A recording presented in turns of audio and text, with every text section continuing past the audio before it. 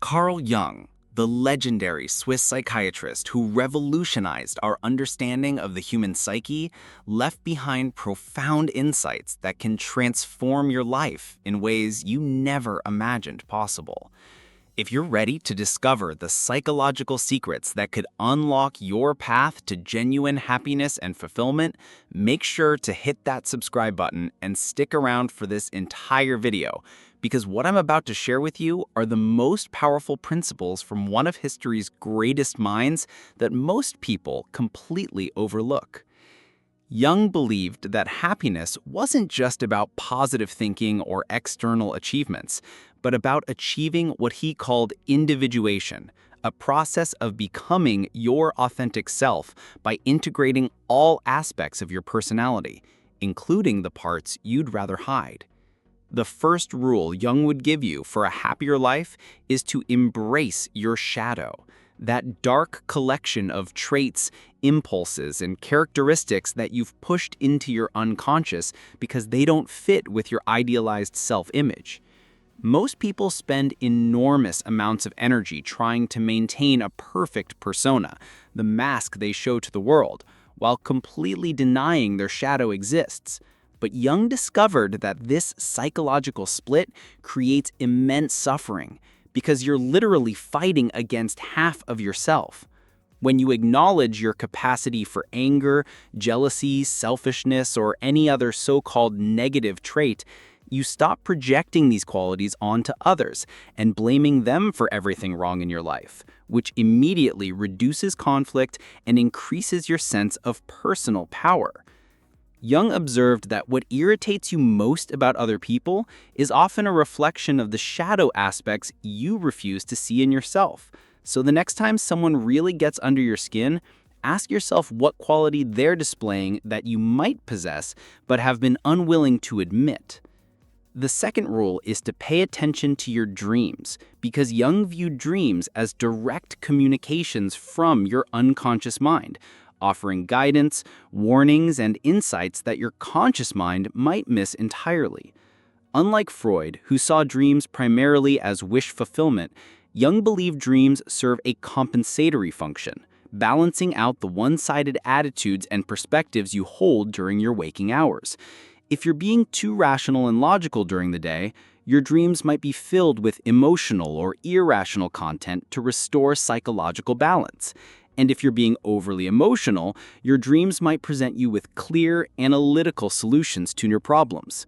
Jung recommended keeping a dream journal and looking for recurring symbols, themes, and characters because these often represent important messages from your psyche about what you need for growth and healing. Even nightmares, which most people try to forget as quickly as possible, were seen by Jung as particularly important dreams because they often contain urgent messages about aspects of your life that need immediate attention. The third rule is to develop a relationship with your inner critic, but not in the way most self-help advice suggests. Rather than trying to silence or override your inner critic, Jung would encourage you to listen to it carefully, because it often contains valuable information about your authentic values and standards, even when it's being harsh or unrealistic. The key is learning to distinguish between the voice of your genuine inner wisdom and the voice of internalized criticism from parents, teachers, or society that doesn't actually serve your well-being. Jung noticed that many people's inner critics were actually the voices of other people they had absorbed during childhood, and these voices often promoted values or standards that weren't truly their own, leading to a life of constant dissatisfaction because they were trying to meet expectations that didn't align with their authentic nature. By developing a conscious relationship with your inner critic, you can extract the useful guidance while rejecting the destructive shame and self-attack that keeps you stuck in patterns of self-sabotage. The fourth rule Jung would offer is to find meaning rather than just pursuing happiness directly, because he observed that people who chase happiness as their primary goal often end up more miserable than those who focus on creating meaning in their lives. Jung lived through 2 world wars and witnessed incredible human suffering, which convinced him that the ability to find meaning in even the most difficult circumstances was what separated those who thrived from those who merely survived. This doesn't mean you should seek out suffering or believe that life has to be difficult to be meaningful, but rather that you should look for ways to contribute something valuable to the world, whether through your work, your relationships, your creative expression, or your service to others. Jung believed that each person has a unique purpose or calling that emerges from their individual combination of talents, experiences, and perspectives, and that discovering and following this calling was essential for psychological health and genuine satisfaction. When you're living in alignment with your deeper purpose, you naturally experience what Jung called eudaimonia, a profound sense of well-being that comes from knowing you're becoming who you're meant to be rather than who others expect you to be. The 5th rule is to actively engage with what Jung called the transcendent function, which is your psyche's natural ability to create new possibilities by bringing together opposing forces within yourself. Most people experience internal conflicts as problems to be solved or eliminated, but Jung saw these tensions as creative opportunities that could lead to breakthrough insights and personal growth.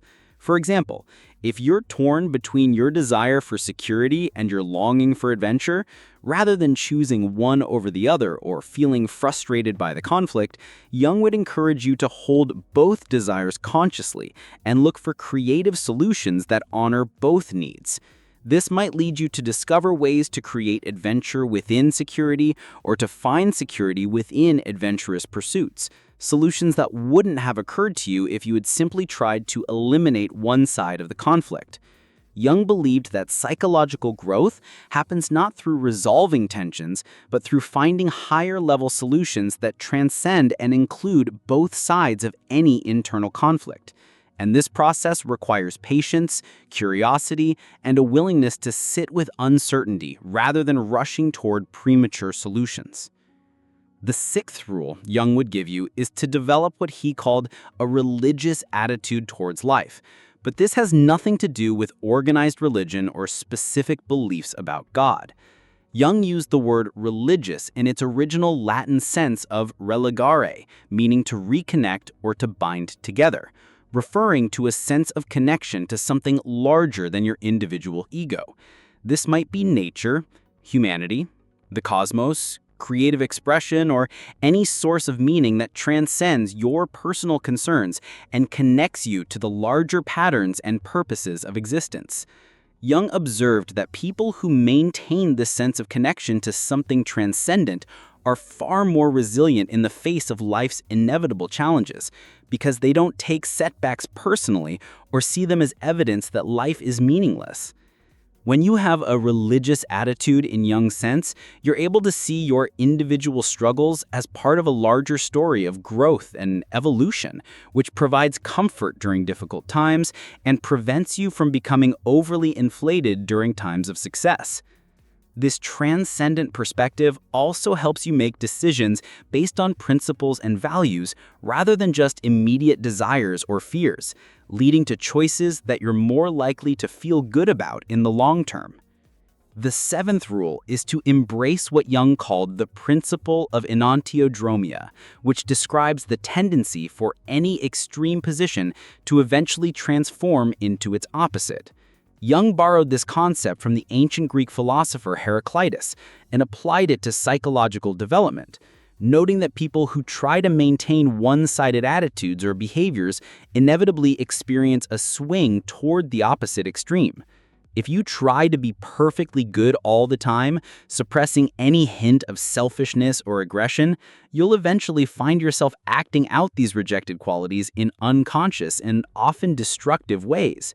If you try to be completely rational and logical, never allowing yourself to be influenced by emotions or intuition, you'll likely find yourself making impulsive decisions that completely contradict your careful analysis.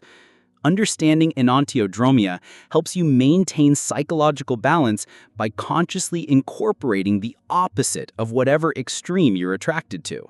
preventing the unconscious swings that can disrupt your life in relationships.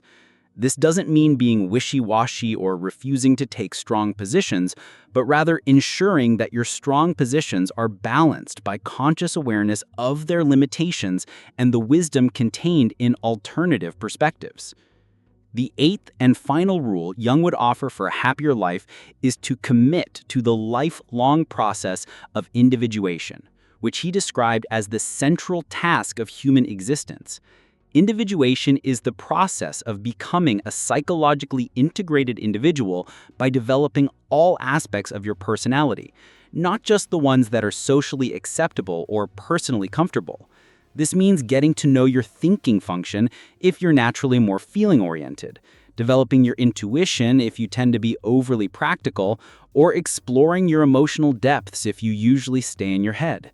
Jung believed that most people only develop half of their potential because they over-identify with their natural strengths while Neglecting their weaker functions, creating an imbalanced personality that's vulnerable to projection, shadow acting out, and relationship conflicts. The individuation process also involves discovering and expressing your unique creative potential, the particular way you're meant to contribute to the world that no one else can replicate exactly. This isn't about becoming famous or achieving external recognition, but about becoming fully yourself in a way that serves both your own development and the well-being of others. Jung saw individuation as both a personal and collective responsibility, because when you become more integrated and authentic, you naturally contribute to the psychological evolution of humanity as a whole. The journey of individuation is challenging because it requires you to face aspects of yourself you'd rather avoid, to give up comforting illusions about yourself and others, and to take responsibility for creating meaning in a world that often seems chaotic and purposeless. However, Jung believed this journey was the only path to genuine happiness because it's the only way to become who you really are, rather than who you think you should be. And when you're living as your authentic self, you naturally experience the deep satisfaction that comes from being aligned with your true nature. These 8 rules from Carl Jung offer a radically different approach to happiness than most contemporary self-help advice, because they're based on the recognition that sustainable well-being comes from psychological wholeness, rather than the elimination of problems or the accumulation of positive experiences. Jung's approach requires courage, patience, and a willingness to engage with the full spectrum of human experience, but it offers the possibility of a kind of happiness that can withstand life's inevitable ups and downs because it's rooted in who you are rather than what happens to you.